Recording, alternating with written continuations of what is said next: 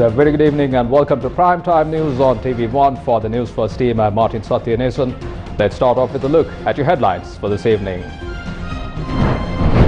Ranjan Ramanayake brought before the Sri Lanka Press Council for examination on complaints.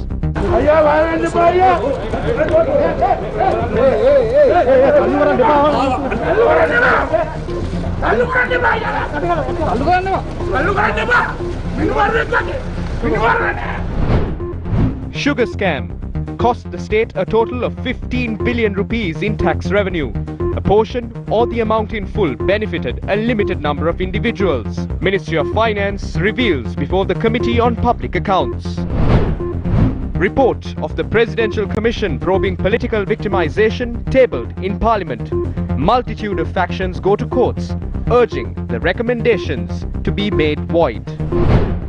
Sri Lanka held discussions directly with the Adani Group in India over the prospect of developing the West Container Terminal, a revelation at the Cabinet media briefing. Green light given to reopen schools in the Western Province under 2 phases. Harry and Meghan hold bombshell interview with Oprah Winfrey.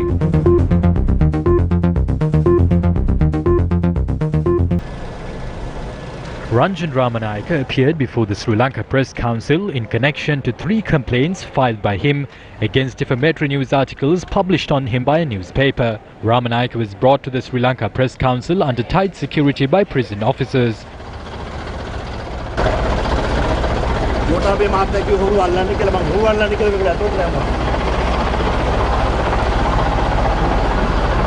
He was taken back to prison after providing evidence for nearly 2 hours.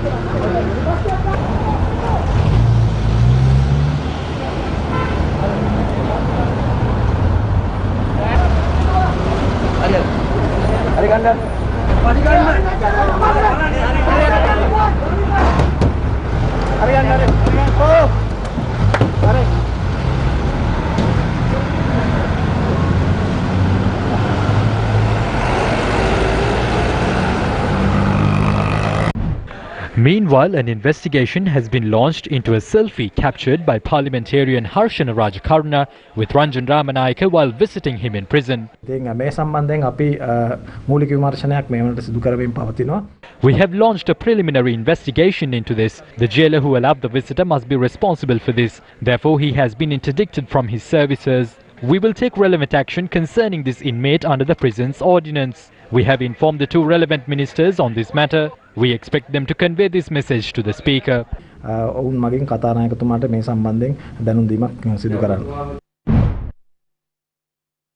Chairman of the Surakama Sri Lanka organisation, Venerable Pahiyangala Anandasagara Thero, lodged a complaint at the police headquarters today claiming that he has been targeted for exposing various misleadings. Over the past 2 months, the police and the CID and various intelligence agencies have been attempting to cause mental distress to us. They were digging for false information to attack our reputation and were trying to connect us with drug use and to show that we were violating the principles of Buddhist priesthood. We have suspicions as to whether these people who show up are from the underworld or are agents of the white van culture. This has also given rise to a threat to our lives. We arrived at the police and lodged a complaint, requesting them to commence a robust investigation into this.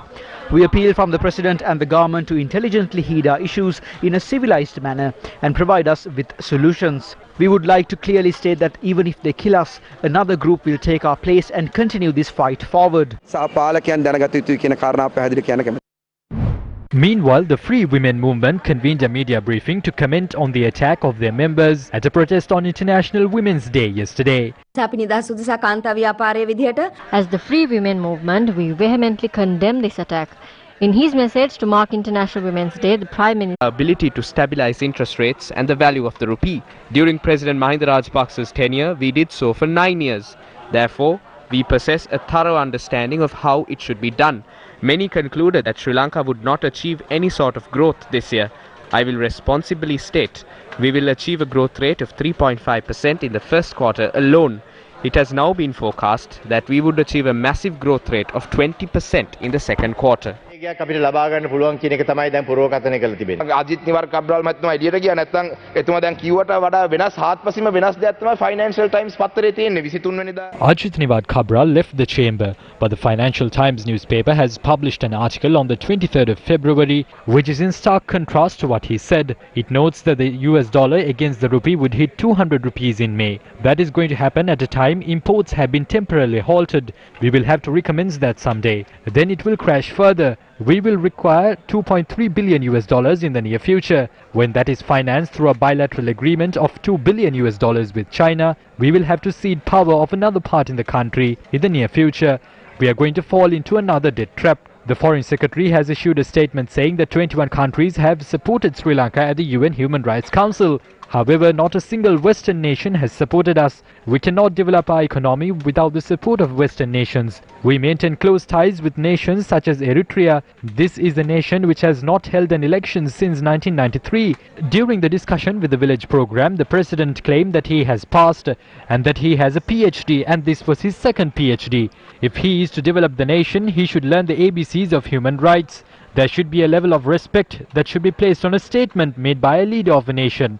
A few weeks ago, the Prime Minister said that Janaza burials would be allowed and later said that it will not be allowed. The President has said that he will visit the families of those who have disappeared, contrasting their initial claims that no one has disappeared. Furthermore, a commission has been appointed to probe alleged cases of human rights violations. These kinds of acts will only tarnish the country's image. It has been said that the provincial council elections will be held in June. What if the elections are not held in June? Please respect human rights. If we are to maintain cordial relations with every nation, we must respect human rights. It's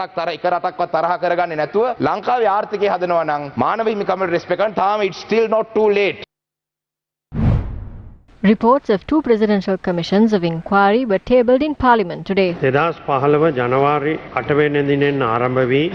Honourable Speaker, I wish to table the Sinhala language reports of the first, second and third volumes of the Presidential Commission of Inquiry on political victimization, investigating issues faced by government officials, police officers and members of the Tri-Forces from the 8th of January 2015 to the 16th of November 2019, and the report on the Presidential Commission of Inquiry on fraud and corruption at state institutions from the 15th of January 2015 to the 31st of December 2018. සභාවේ විශේෂ අවසරය ඇතිව සිංහල භාෂාවෙන් පමණක් ඉදිරිපත් කරමි. මේ වාර්තා දෙකේම සාක්ෂි සටහන්. What we need are the evidence reports in order to file cases in the future regarding this. We also need the evidence report of the April 21st Commission because the debate is about to commence. The complete evidence reports have not even been sent to the Attorney General. How would he file cases then? දැන් නීතිපතිවරයාටවත් ඒ සම්පූර්ණ සාක්ෂි එවල නැහැ. ඉතින් එතුමා කොහොමද නඩු දාන්නේ? පක්ෂනායක කමිටුවේදී අපි කාරණේ ඉතා පැහැදිලිව සාකච්ඡා කළා. We clearly discussed the matter at the party leaders meeting and decided to commence the debate on the April 21st Attacks Commission report in Parliament. We also reserved another date. Tomorrow is one, and then in the third week 2 days will be reserved for this. Accordingly, we hope to commence the debate tomorrow. හෙට දිනේ ඒ විවාදය ආරම්භ කිරීමට අපි කටයුතු කරන්න බලාපොරොත්තු වෙනවා. Samagi Janabalawege parliamentarian Sarath Fonseca filed a writ petition with the appeal court today, seeking an order to quash the recommendations of the Presidential Commission on Political Victimization and also an interim order against implementing its recommendations. The petitioner has argued that the Commission had acted outside its mandate and had examined complaints by contravening the law. We know the individuals who have been involved in committing the biggest thefts and the misappropriation scandals in the country. There were many individuals on that list, including those involved in the MIG scandal and also the floating armory, but they have been allowed to go scot-free. Instead of that, they are trying to enforce the law against those who carried out investigations against these individuals. Meanwhile, former Prime Minister's Secretary Saman Ekanayaka has filed a fundamental rights petition at the Supreme Court seeking an order to quash the Presidential Commission's recommendations. The petitioner argued that his fundamental rights had been violated as the Commission had made an unfounded recommendation that legal action should be taken against those involved in misusing funds belonging to the Prime Minister's office while setting up the Anti-Corruption Secretariat. The Ministry of Finance has informed the Parliament's Committee on Public Accounts that the reduction of an import levy on sugar had caused losses worth 15.9 billion rupees to the state. According to a report compiled by the Ministry of Finance, certain individuals had benefited through the tax funds lost as tax revenue to the government. The government had faced losses due to the reduction of an import levy on sugar concerning the imports made between the 14th of October 2020 and the 20th of February 2021. These losses had occurred after the special commodity levy on sugar had been reduced from 50 rupees to 25 cents. The losses caused due to the reduction of the import levy on sugar has been identified as 15.9 billion rupees. That would mean that the Treasury has lost revenue worth nearly 16 billion rupees. It is believed that certain factions of the public had benefited through this, although that was not the intended objective. This document has identified the name of the company. During the period between the 14th of October and the 20th of February, their purchases accounted for 39% of the total imports. Some entities that control the market had told this company that they can earn a certain percentage of profits due to the reduction in taxes instead of benefiting the consumers. That would mean that the company had been left with the decision to decide whether they want to keep the entirety or a portion of 15.9 billion rupees in their possession. This is a shocking incident. How did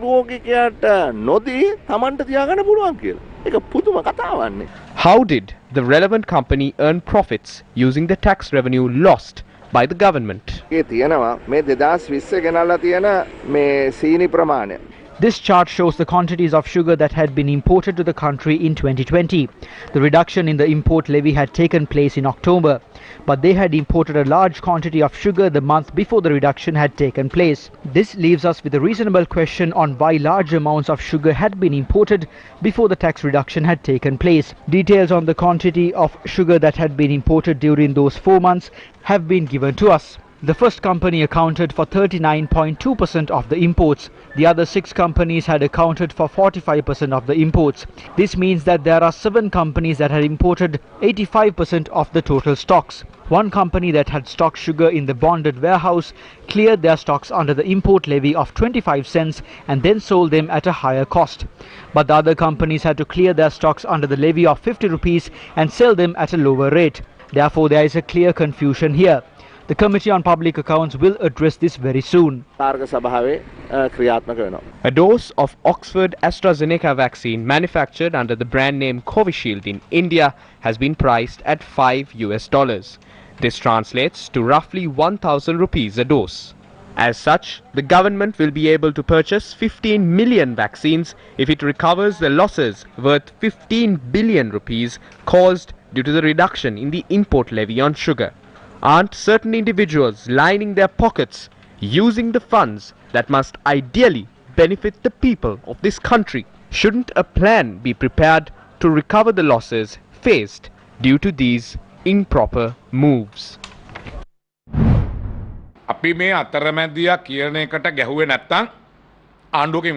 If we cannot get rid of the intermediate party, there is no point of a government. A government exists to control the price. A handful of mill owners can't control this country. Now the price of maize has been controlled by 2 people. The price of paddy is controlled by 4 people. The price of orange is controlled by 3 people. Now if the price of essential goods are being controlled by 25 families or traders, there is no need for a government. Education Minister Professor G.L. Peiris has said that the Health Services Director General has granted permission in order to reopen schools under several phases in the Western Province. We have decided to reopen schools in the Western Province on the 15th of March, that is next Monday, for grade 5, 11 and 13. Schools will reopen for other grades on the 19th of April. Students have been enrolled for grade 1, but their classes have not commenced yet. School for grade 1 students in the Gampaha, Kalutara and the Colombo districts will reopen on the 19th of April. There is no issue with the other parts of the country. On the 15th of March, schools for all grades will reopen in the country except for those in the Western Province. සියලුම පාසල් සියලුම ශ්‍රේණිවල අපේ දූ දරුවන් සඳහා විවෘත වෙනවා. Issuing a media release, the Catholic Bishops' Conference has appealed for the Attorney General to be given full power and freedom in order to prosecute the perpetrators and others who aided and abetted the 2019 April 21st attack, and also those who were found to be negligent in carrying out their duties prior to the attack. It has also urged the 22 sensitive documents withheld from the Attorney General be made available to him immediately. While welcoming the recommendations put forth through the report issued by the Presidential Commission of Inquiry appointed to probe the attacks, the Catholic Bishops' Conference has called on the government to implement the relevant recommendations against whom criminal charges have been levelled. Co-Cabinet spokesperson Minister Untitled said that the government of Sri Lanka had direct discussions with the Adani Group in India regarding the investment into the West Container Terminal at the Colombo port. The minister made these remarks during the cabinet media briefing today. So following last week's cabinet decision, India's Ministry of External Affairs in New Delhi has said that your reference in the decisions to the Indian High Commission approving Adani Group's investment in WCT is factually incorrect. Indian government nominated Adani Group of companies to invest in ECT of Colombo Port. Thereafter, Sri Lankan government made a policy decision to develop the ECT by the Port Authority alone and to develop the WCT as a joint venture joint venture of Sri Lanka, India and Japan. By the time Sri Lankan government made that decision, Indian government had already nominated Adani Group of company as their nominee for the ECT development. The Sri Lankan government assumed that the very same investment and only the change of the investment location. Therefore, Sri Lankan government assumed that this would continue as Indian government's nominee. So the Sri Lankan government continued their dialogue with Adani. Indian government has expressed that Indian government is not going to officially involve in these discussions about the joint venture. Therefore, anyway, Sri Lanka will continue its dialogue with Adani Group of companies with regard to the WCT. දෙනවනම් tender දාලා තරඟකාරී මිල ගණන් කැඳවලා ඒ අනුව තමයි මේ ඉදිකිරීම තරඟකාරී tender කරුවෙක් තෝරගන්න ඕන. This process must be carried out by inviting competitive bids. But Uday Gamampila is saying that they had directly contacted India's Adani Group. They have selected the company in an absurd way. They seem to have contacted India's Adani Group under the assumption that India would nominate them. This government is shameless. Is Gotabaya Rajapaksa's secretary Jayasundara related to them? We know that Basil Rajapaksa's relatives are in India. He gave away islands off Kalpite to the families to which his children got married to. This company has been chosen by selecting John Keels as its local agent. The government that came into power by pledging to avoid selling national assets is now acting otherwise in a discreet manner. While protecting the East Container Terminal, they gave away the West Container Terminal. India will not give up on the oil tank farm. They are planning to give away the Mattala airport as well. But the government came into power by promising to avoid selling national assets. Therefore, it seems that there is a for sale tag attached to Sri Lanka. ගුවන්තොටුපළ දෙන්න හදනවා. හැබැයි ආණ්ඩුව ආවේ විකුණන්නේ නැහැ කියලා. ඒ නිසා අද for sale ලංකාව ඉස්සරහා බෝඩ් එක දැන් තියෙන්නේ එහෙම.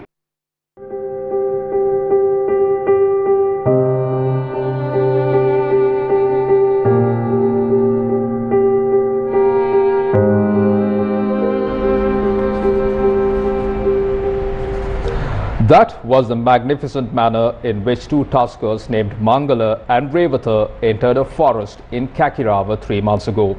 By today, Mangala is the only survivor of the two. Mangala's compatriot, the gallant tusker named Revatha, who added more beauty to the already picturesque Kalabava National Park, is no more. Rewatha was regarded as one of the largest tuskers in Sri Lanka's wild elephant lineage.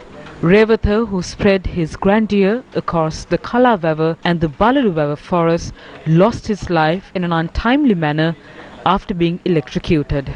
Rewatha was recorded as the largest tusker among the elephants which roam the Kalawewa reserve.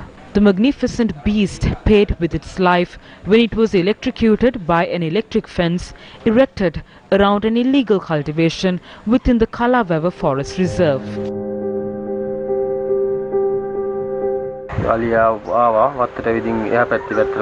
The elephant came into the land and broke through the electric fence and started eating crops. We chased the elephant away. It came back after around 25 minutes and came into contact with the electric fence. It then let out a cry and collapsed. We called the wildlife officials and the Grama Seva officials to come and save the elephant. However, they didn't arrive. Until morning, no one came, and when we checked, the elephant had lost its life overnight.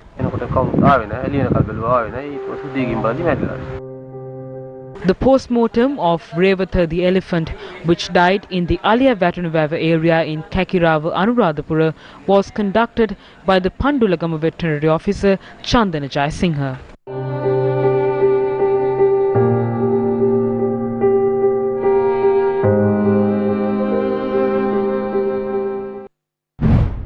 Large-scale banana cultivation in the Mahaveli Sea Zone has come at the cost of destroying the surrounding ecosystem in that area. Recently, farmers pointed out that the Ulhitia reservoir that irrigates their fields had been polluted by chemicals that flow into the water body. They complained that the company involved in banana cultivation might be allowing the pollutants to enter the water. This reservoir is surrounded by cultivation fields that serve as a source of income for farmers.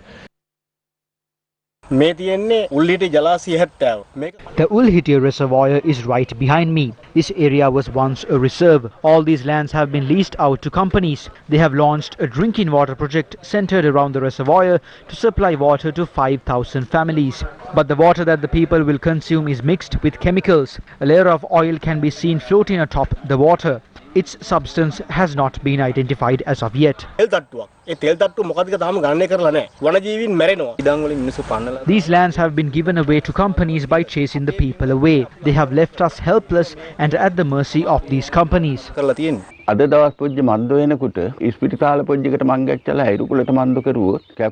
people visit the hospital nowadays, they visit several doctors with a book of medical records in their hand, just as a child in school. The water in the Ulhitia reservoir that is polluted with chemicals reaches all houses in the vicinity. If development is taking place without affecting the people or the environment, we can create a country free of diseases and problems.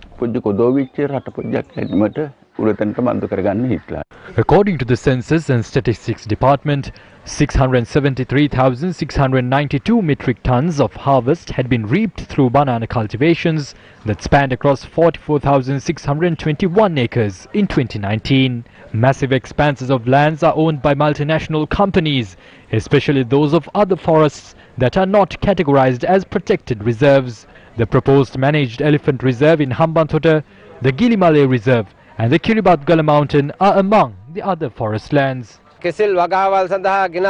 Various types of chemical fertilizers are used for banana cultivations. We have never seen them before as well. They use fertilizers that are not given to us, so we don't know what is being used. We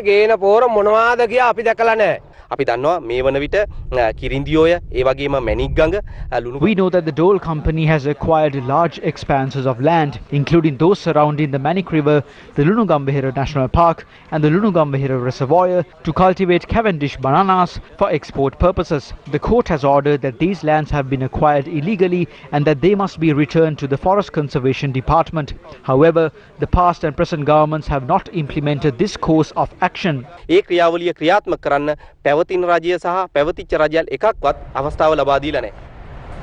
Sri Lanka has said that it is willing to share its expertise on protecting children from being used in armed conflict. This was during the 46th UN Human Rights Council sessions that are underway in Geneva. An interactive dialogue with the Special Representative of the Secretary General for Children and Armed Conflict took place today. As a country that successfully eliminated the heinous crime of child conscription by a terrorist group, Sri Lanka stands ready to share our experiences in this regard. The program launched by the government in this respect resulted in the rehabilitation and reintegration of 594 former child combatants. Sri Lanka also set a good practice in this regard by treating the former child soldiers as victims and hence decided not to prosecute them based on their association with a terrorist group. Rating agency Fitch says Sri Lanka's sovereign's credit profile is likely to present a challenge to the banking sector to access external funding.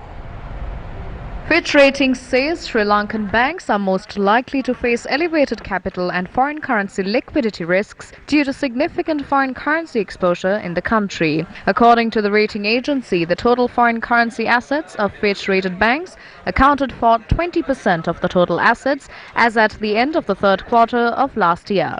Around 68% of the foreign currency exposure to the state includes investments in Sri Lankan international sovereign bonds and Sri Lanka development bonds, while the rest are foreign currency loans to the state sector. The rating agency adds that Sri Lankan banks' ratings continue to be constrained by the sovereign rating. First Lady of the United States Dr. Jill Biden presented Ranitha Jnanaraja with the International Women of Courage Award in recognition of her outstanding contributions to democracy and human rights in Sri Lanka. U.S. Secretary of State Anthony J. Blinken will host the annual International Women of Courage Awards virtual ceremony to honor a group of extraordinary women from around the world. The First Lady of the United States, Dr. Jill Biden, delivered remarks to recognize the courageous accomplishments of these women. I'm thrilled to introduce Ranitha Jnanaraja as a finalist for the Secretary of State's 15th Annual International Women of Courage Award. Among her many accomplishments, I am most inspired by her leadership and advocacy for a victim-centered approach for inquiries into enforced disappearances stemming from Sri Lanka's third-year civil war. A tireless advocate for women, Ms. Jnanaraja's important domestic violence research identified deficiencies at police stations that impeded women's ability to seek protection from abuse and harassment. Ms. Jnanaraja, a lawyer, advocates for Sri Lanka's most vulnerable populations, including families affected by enforced disappearances, survivors of gender-based violence, and religious and ethnic minorities, was also awarded with the International Women of Courage Award. She provides free legal aid to prisoners detained without charge under Sri Lanka's Prevention of Terrorism Act and to families seeking to learn the fate of relatives believed to have been victims of enforced disappearances. Her leadership and advocacy for a victim-centered approach has supported dozens of victims' families throughout the country. Ms. Jnanaraja's domestic violence research identified deficiencies at police stations that impeded women's ability to seek protection from abuse and harassment. She also leads awareness campaigns that have increased access to women's shelters, counseling services, and medical care for survivors of domestic violence. Now in its 15th year, the Secretary of State's IWOC Award recognizes women from around the globe who have demonstrated exceptional courage and leadership in advocating for peace, justice, human rights, gender equality, and women's empowerment, often at great personal risk and sacrifice. From the inception of this award in March 2007 to date, the Department of State has recognized more than 155 awardees from over 75 countries. 7 college students died and 4 were injured during a tragic incident in Bolivia when a railing collapsed, sending them falling from a 4th-floor balcony.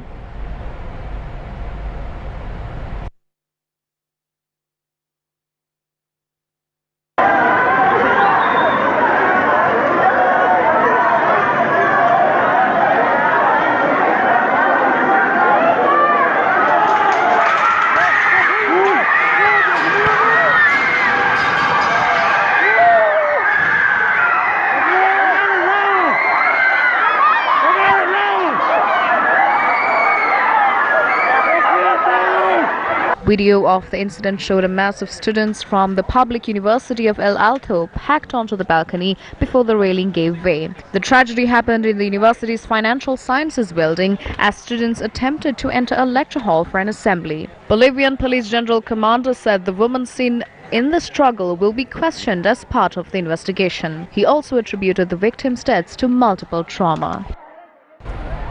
Venerable Muruthettuwe Anandathero was critical of the government's present behaviour during a media briefing that was held at the Abhiramaya in Narayanpeta today. We leave you tonight with the sentiments expressed by the Venerable Thero. For the Newsfirst team, I'm Martin Satyanesan, along with our sign language interpreter Brandy Cruz and producer Dama Ratnaka. Take care and good night. The Epilogue. අපි නොකරපු දෙයක් නෑ. මේ රටට යමක් කරයි කියන සංකල්පය තමයි මිනිසුන් තුර තිබුණේ. නමුත් අද අපට උත්තර දෙන්න බැරි තත්ත්වයක් උදා වෙලා තිබෙනවා.